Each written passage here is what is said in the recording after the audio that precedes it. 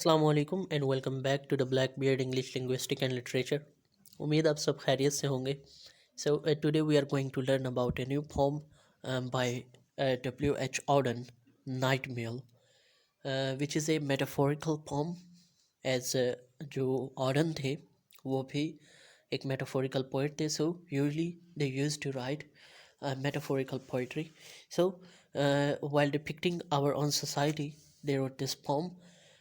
So let's go to the poem without wasting the time. In the first stanza, W H Auden says, "This is the night mail crossing the border, bringing the check and the postal orders. Letters for the rich, letters for the poor, the shop at the corner, the girl next door."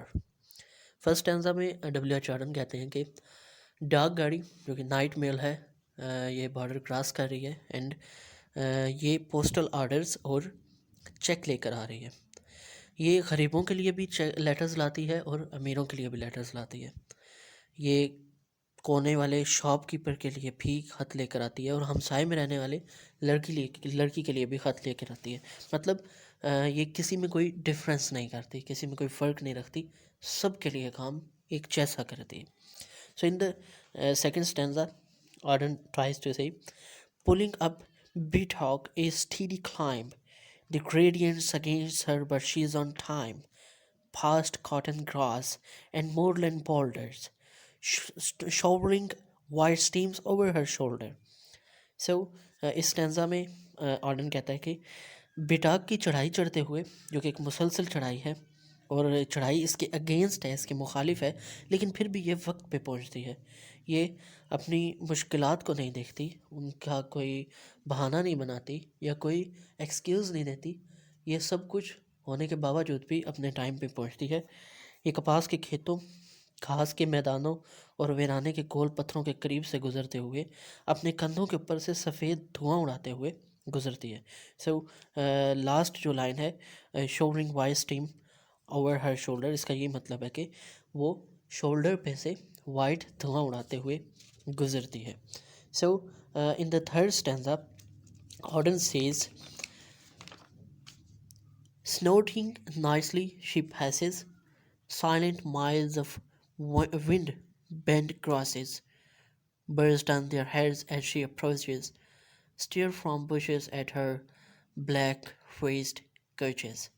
So ये शोर मचाते हुए, फंकारते हुए, सीटी बजाते हुए गुजरती है और हवा से जो घास झुक जाता है, हवा से झुके हुए घास के खामोश मैदानों में से ये चिंगारते हुए गुजरती है।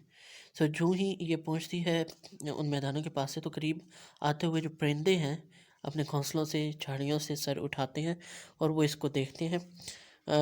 इसके तारीख या बेरोनक या खाली डब्बों वाले फेस को, बेहिस जो फेस है, बिल्कुल कलरलेस है, उसको देखते हैं एंड जस्ट वो अपनी जो नेक्स्ट उनको टर्न करते हैं, अपने सरों को घुमाते हैं, देखते हैं और फिर सो जाते हैं। So in the fourth stanza, poet says, sheep dogs cannot turn her curse, they slumbers on with paws across. In the farm she passes, no one wakes, but a jug in a bedroom gently shakes. So in the last stanza, poet कहता है कि भेड़ों की रखवाली करने वाले जो dogs हैं, जो कुत्ते हैं, वो इसका रास्ता नहीं बदल सकते, because they are used to it, इसके आदी हो चुके हैं। वो जानते हैं कि हम जितना भौंक लें, इसके पीछे भाग लें, ये रुकेगी नहीं, ये अपना काम जारी रखेगी, क्योंकि ये इसकी रूटीन बन चुकी है।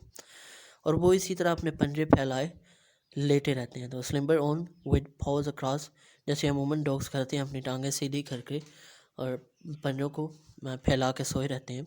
सो इसी तरह वो सोए रहते हैं, वो उठते नहीं, ना ही उसे रोकने की कोशिश करते हैं। सो वो खेतों में से गुजरती है तो कोई भी नहीं जागता, मीन्स वो गांव के पास से गुजरती है, स्लम्स में से गुजरती है, कोई भी नहीं जागता। But A jug in A bedroom gently shakes, लेकिन ख्वाबगाह में किसी बेडरूम में दूर एक जग आहिस्ता से लरजता है, आहिस्ता से लड़खड़ाता है, आहिस्ता से शेक कर जाता है।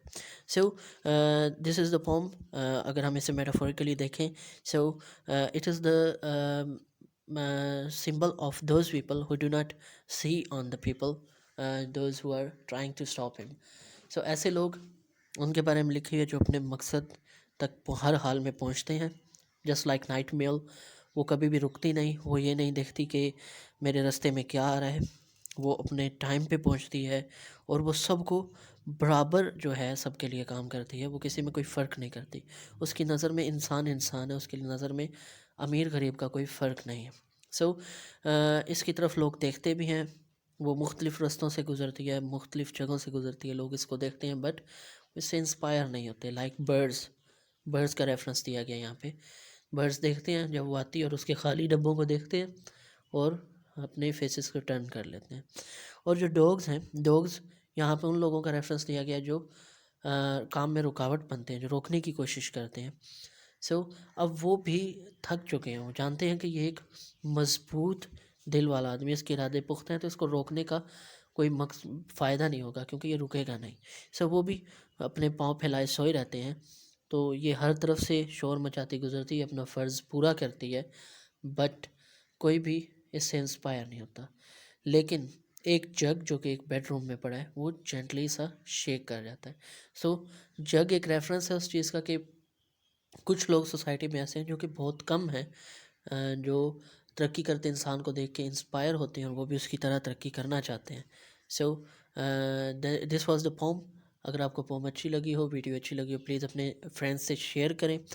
کمنٹ سیشن میں ہمیں سجیشنز دیں کہ آپ کس ٹاپک پہ اگلا لیکچر چاہتے ہیں.